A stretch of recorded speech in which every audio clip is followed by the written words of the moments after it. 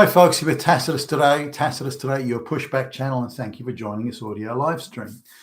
In this essay, I'd like to talk about the very intense ideological struggle that's going on all across the Western world today about the legitimacy of authority and which groups authority should apply to or not apply to, and which groups should respect authority or believe it to be just and impartial and in the common good and so on. So this is very much a central part of the globalist theme.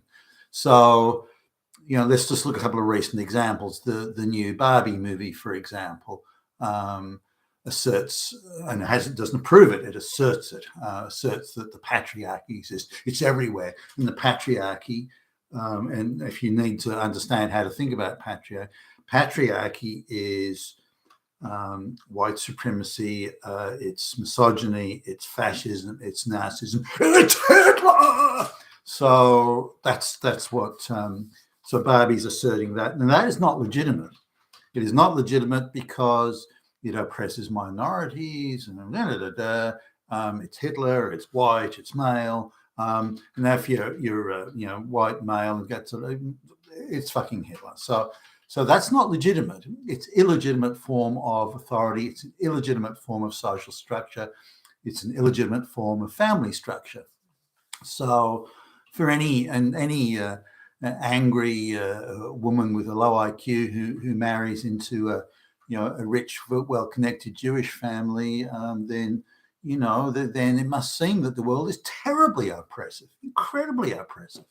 And so that's the Barbie story, but they're the propaganda of illegitimacy, and you see it around the place.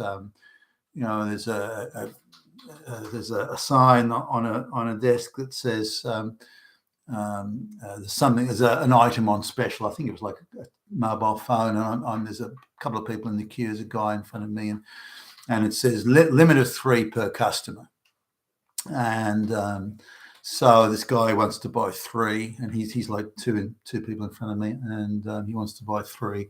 And there's a 19-year-old gender studies looking type who's behind the counter at the shop, and she says, no, it's only 1 per customer, and he says, no, it's 3, and she says, no, it's 1, and that's our company policy. Comes out with some assertion that's absurd, and then he points to a sign that's on the counter that says 3 per customer, and she maybe was unaware of that. So I was watching this interplay, but instead of sort of realizing she'd been caught out telling an absolute lie about only 1, she then quickly switched it around. You're oppressing me. You're a Nazi. Whatever you want is now illegitimate. I've called you a Nazi. Whatever you want is not legitimate. My gender studies lesbian man-hating professor fucking said so. So there you go. Fuck off, Hitler. So the idea of you can determine the legitimacy of the law, the authority, legitimacy of anything based on an ideological assertion is very much what we're seeing in play today. And this is one of the devices, the key device, in fact, I believe, that the globalists are using to delegitimize any authority other than their own. Anything else other than what they say is illegitimate. Now, we can move to something like, say, the Supreme Court in the United States. The idea that there's judges on the Supreme Court in the United States, that there's judges that will interpret the law based on facts and evidence and so on, rather than ideology, it makes them, in the globalist eyes, or in the globalist propaganda rather, it means the Supreme Court is not legitimate. And the fact that they were appointed, 3 judges were appointed during Donald Trump's term as presidency.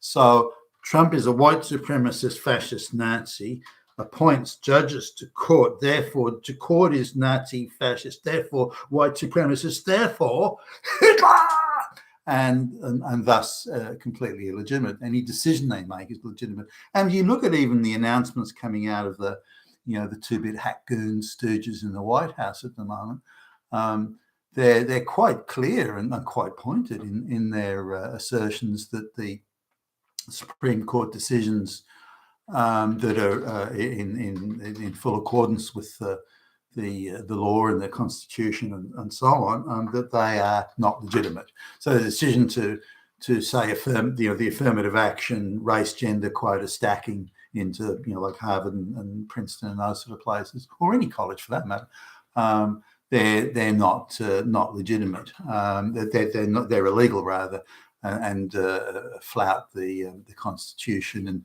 and various laws that already exist in the statute book. So when that came out, because this is very much part of the globalist project to undermine Western society and certainly to undermine any white or to further the interests of black students, low IQ black students, as opposed to giving white students or Asians in this case, places in the college. So when the Supreme Court made that determination, which, as far as I can tell, was impeccably correct, and none of the dissenting judges were able to produce legal arguments to oppose it, or cogent legal arguments. So straight away, the White House on cue and other pro-globalist politicians came out and said that decision is not legitimate. The Supreme Court is not legitimate, therefore decisions they make are not legitimate. If we'd had a bunch of black lesbians on there making the decisions, then it would have been legitimate, because they would also be able to make decisions that would aggressively undermine Western society, undermine it, make it inoperable and dysfunctional. And that's what we want, the globalists want. And therefore they would have been legitimate decisions if it had created that sort of destroying the social cohesion of the West. But instead, the court, quite rightly in my view, made the decision that was in accordance with the law and in accordance with the Constitution, and therefore it was they made the decision they did. I think the decision was actually quite soft and tame in the overall scheme of things. It almost like they still gave some concessions to the globalists. Throw the dog a bone type thing. So, but this legitimacy thing is something that I want to talk about more broadly. Now, there have been a number of instances where, and there's one recently in Britain, and there's all over the Western world, including obviously the United States, where black people have just simply do not accept the legitimacy of the police or of law enforcement authorities generally. And they're encouraged in this belief, very aggressively, in my view, encouraged this belief through media, and the globalist-controlled media, globalist-controlled Hollywood, and the globalist-controlled body politic. And they're openly encouraged to think this way by the activists that are in the Justice Department and so on, that the authority of the police is not legitimate. It's simply not legitimate. Why should I accept or tolerate the legitimacy of law enforcement authorities when everybody knows that they're fascist, fucking Nazi, fucking racist, fucking Hitlers? Now, even if the officer doing the arresting or the questioning or whatever is black or a black lesbian, that doesn't matter, because somewhere up the chain there's going to be a white person in charge, or the very laws as they exist are white person's laws, white people's laws, and blacks are encouraged, or minorities generally, but certainly black people are encouraged to think this way. Now, bear in mind, a lot of the black people in the United States have been in the, they didn't arrive yesterday. They've been there for 200, 300, 400 years and so on, and yet they still hold the view, whether they've been encouraged to think that way, but hold the view that the law enforcement authorities are not legitimate. They don't have to accept the law enforcement authority.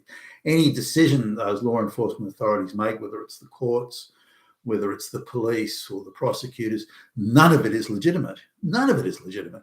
Therefore, if they have to put up with it, they're forced to put up with it. They're put in, they're handcuffed and drawn away, they're dragged away.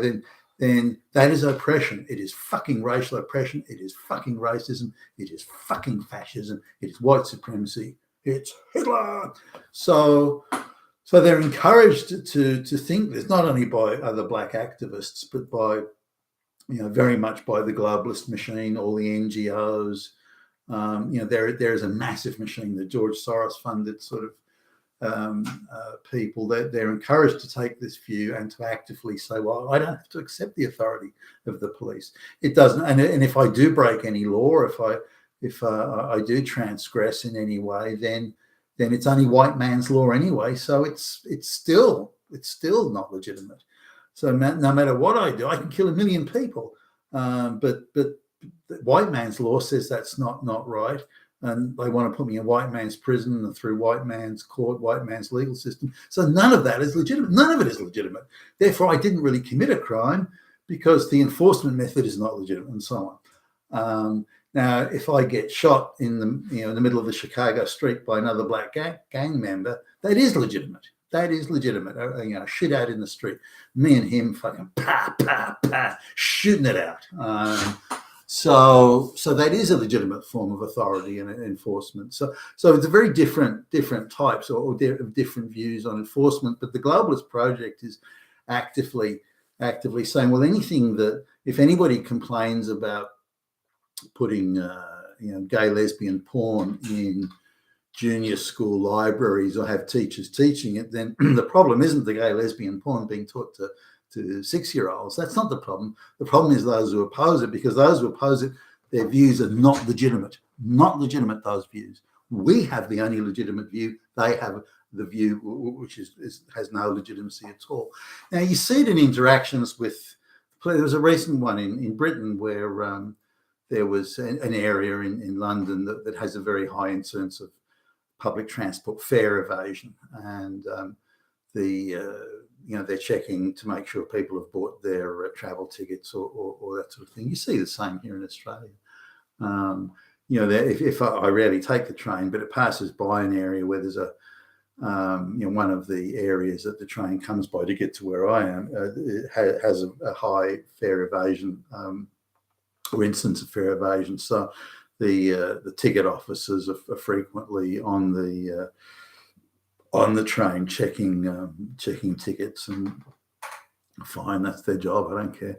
But you can tell by how jumpy and sensitive they are that it's not an easy job, that they have and they have a difficult time of it, and they frequently end up in rows with immigrant type travelers. So, but anyway, there's a woman who this is recently in the UK.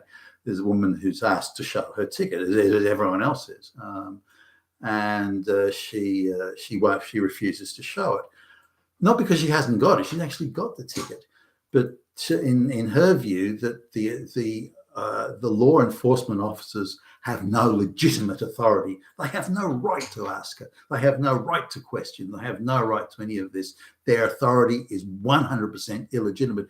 And the activists in those regions, including on the media, are constantly racist police and fascist Nazi this and so on, so that. So they're encouraged in this view to believe that not only is the authority illegitimate, but they almost have an obligation to oppose it and to push back against it. No matter what it is. Now, I find that strange. I may not think that the police behave perfectly well 100% of the time, but that's only a private view. And so I do believe for the most part, the authority is legitimate and applied legitimately and impartially. I'm not the sort of person at my age and everything where they'd really give a stuff about me either way in any ideological sense. So I don't believe that I'm necessarily going to be a victim. But when I saw how the police were co-opted into enforcing the COVID lockdowns and the levels that they were going to engage in this enforcement, but for example, I was in a shop once where a police officer was going past the door and saw somebody in the shop that didn't have a mask on, and came in and called out, "Hey, you! Why haven't you got a mask?" And I, oh no, that's going too far. I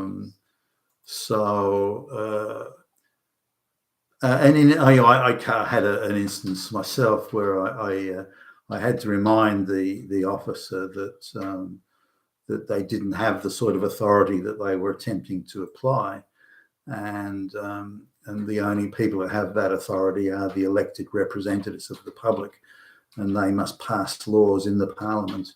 And only then, once those laws are on the statute books, can that law be applied. But if the officer wishes to dispute this, then we'll both go and talk to a magistrate in a court of law, and the officer can explain their position to the judge.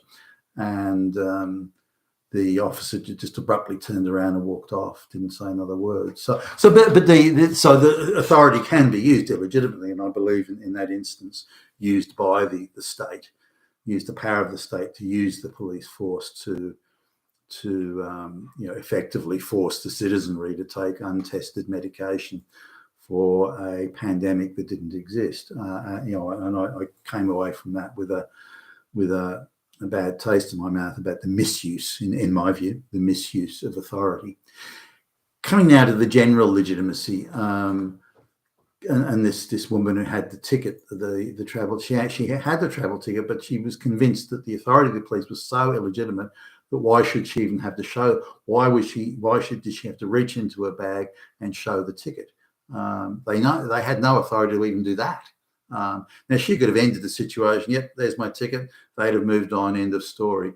But instead, she wanted to make a huge song and dance about the legitimacy of their authority. Now, this is where I think it comes down to it.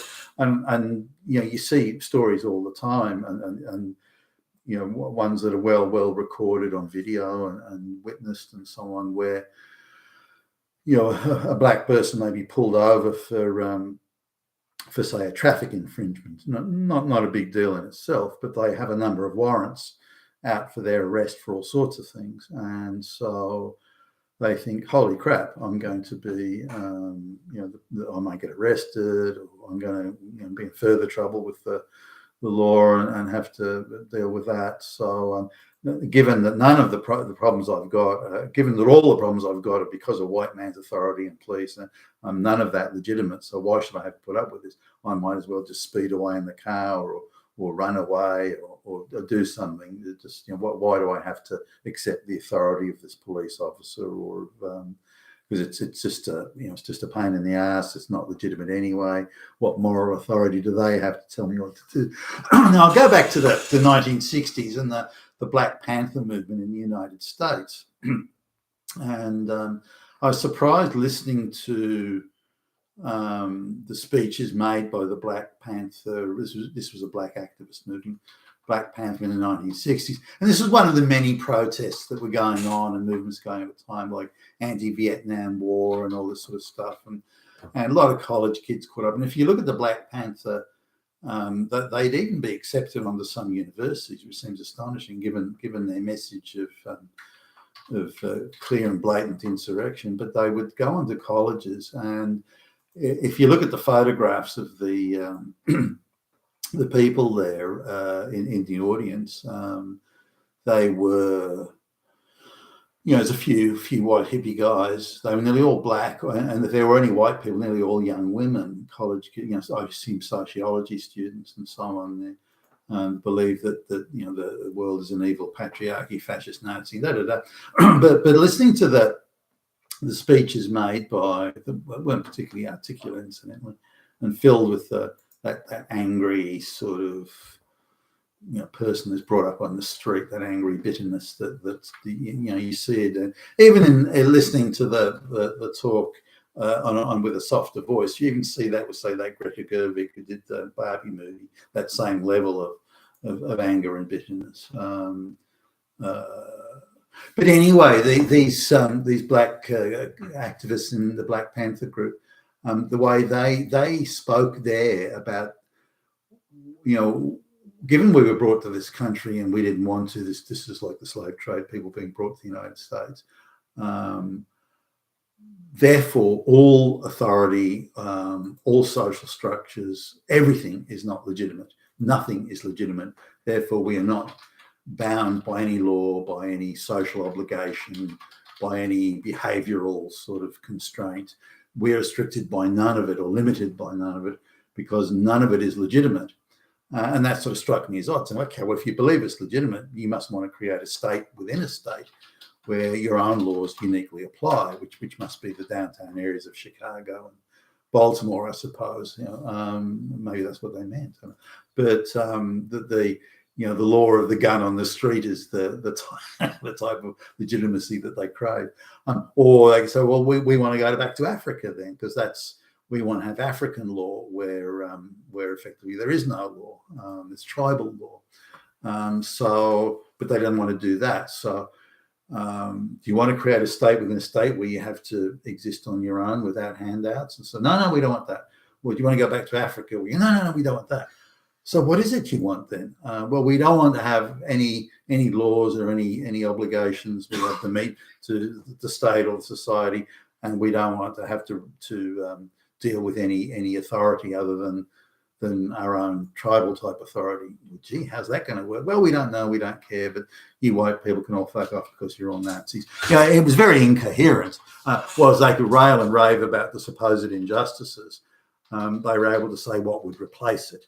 Okay, how will we do it better? Well, what will we do? How will we build and create the stable and society that's capable of supporting itself and so on?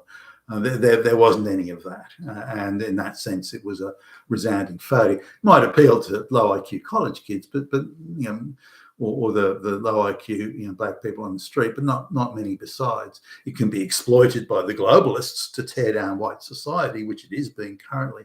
But I wanted to just generally look at that legitimacy. The legitimacy movement's been around for, I don't know, at least 50, 60 years. But it was very narrowly confined to certain areas. The Marxists, as in the Soviet Union, they're professional agitators and stirrers and so on. And the Soviet agitators would always target, their first target was always lesbian or homosexual academics, preferably Jewish. So if they could get the Jewish homosexual lesbian academic, that would be the creme de la creme of all the prizes. Those are the people they could get to the easiest, the Soviet agitators determined. But the next level down was the black activists. So those two those were the two primary targets of the activism, and of course teachers' unions and things like that. When you look at the people who are used as the cat's paw by the globalists today in the West, then they're those three areas: black activists, the gay lesbian, the academics, the teachers' unions. Those are the prime move. If you took them out of the equation in terms of globalist street level activism, there wouldn't be a whole lot around. But anyway, this legitimacy of authority is something that the globalists are really, really exploiting, to say, well, if you're in a fringe group, women, gay, lesbian, trans, and they're always wanting to create new fringe groups, or minorities, as in race minorities, white laws don't apply to you. You have an obligation to push back against them and to refute them. And this creates the social instability that the globalists need and want in order to replace white people in positions of primacy, but also to create the level of social dysfunction and collapse that will allow the globalist project to be implemented. You've been with Tacitus today, your Pushback channel, and thank you for listening.